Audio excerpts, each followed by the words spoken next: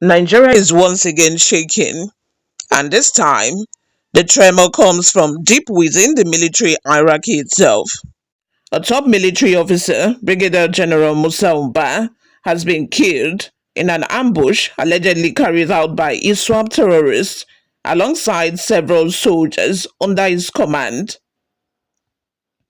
And while the nation mourns, the political space is boiling.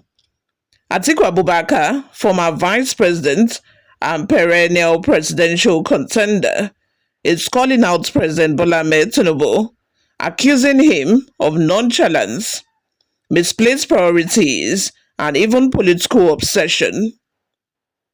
This morning, we unpack the story, the facts, the accusations, the counter arguments, and the broader question: why is insecurity getting worse, even after the strongest threats, including Trump's so called invasion warning to terror groups? Before we delve in, don't forget to subscribe, hit the notification bell, and like this video if you appreciate deep, honest, and fact-driven analysis. Now let's begin with the facts. Hours after news broke that General Musa Uba was killed in a terrorist ambush in Sabongari, Damboa local government area of Borno State, Atiku Abubakar released a furious statement. He said he was extremely shocked, disturbed, and heartbroken by the killing. Atiku criticized the military hierarchy for failing to clearly explain how a general could fall like this in a region we've been told is technically defeated. He accused the president of focusing more on decimating the opposition instead of tackling insecurity. A general, not a recruit, not a corporal, a general, killed on duty in an ambush in 2025. Let's break down the major accusations Atiku leveled. One is leadership failure. He said the killing represents unequivocally a failure of political leadership, adding that Tinubu is distracted.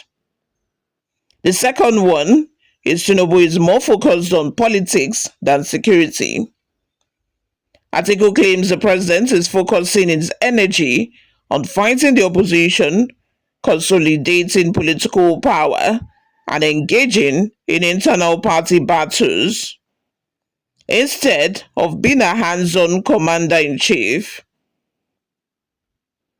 Insecurity is resurging boldly.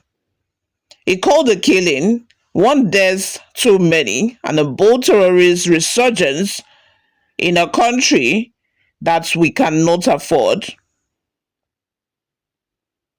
Tinubu should occupy Borno entirely. He urged the president to order full military occupation of the entire state until terrorists are completely flushed out.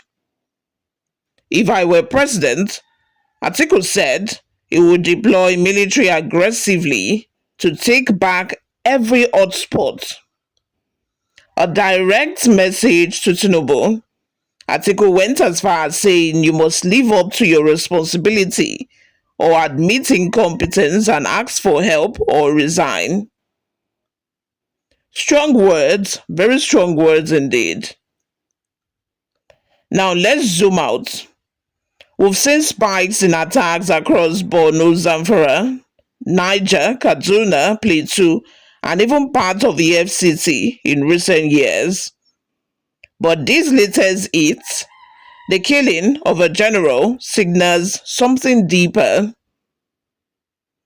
It means that terrorists are getting bolder. If a convoy with a general can be ambushed, it means intelligence, logistics, and surveillance gaps still exist. ISWAP tactics have evolved.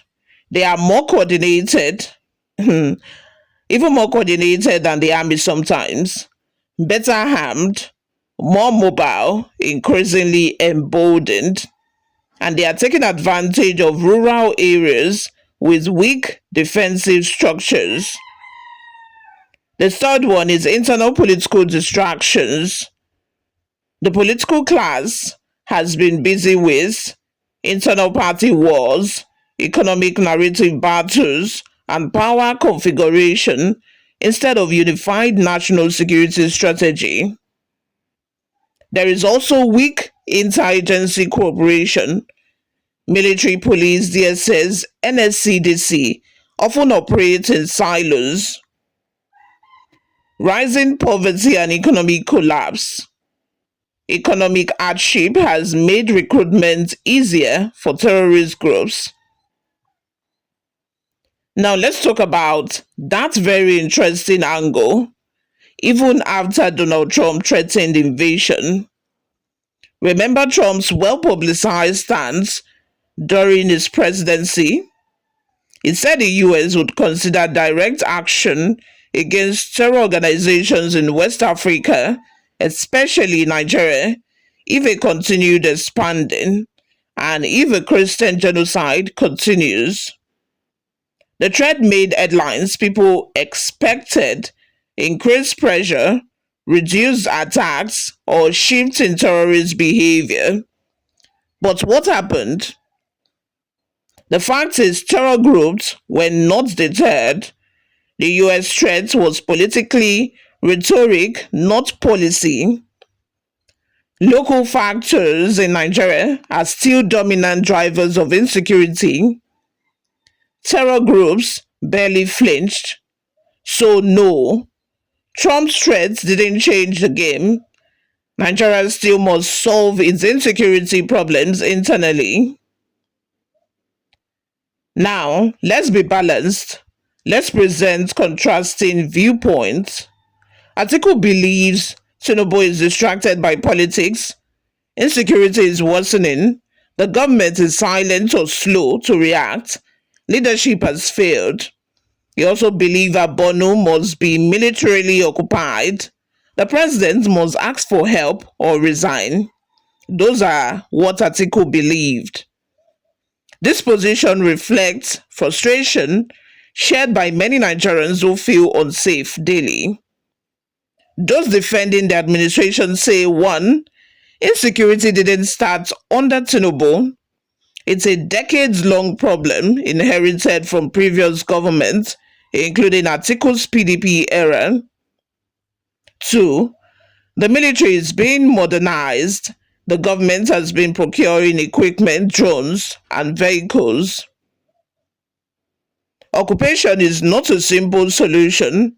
Full occupation could worsen civilian casualties and create humanitarian crisis.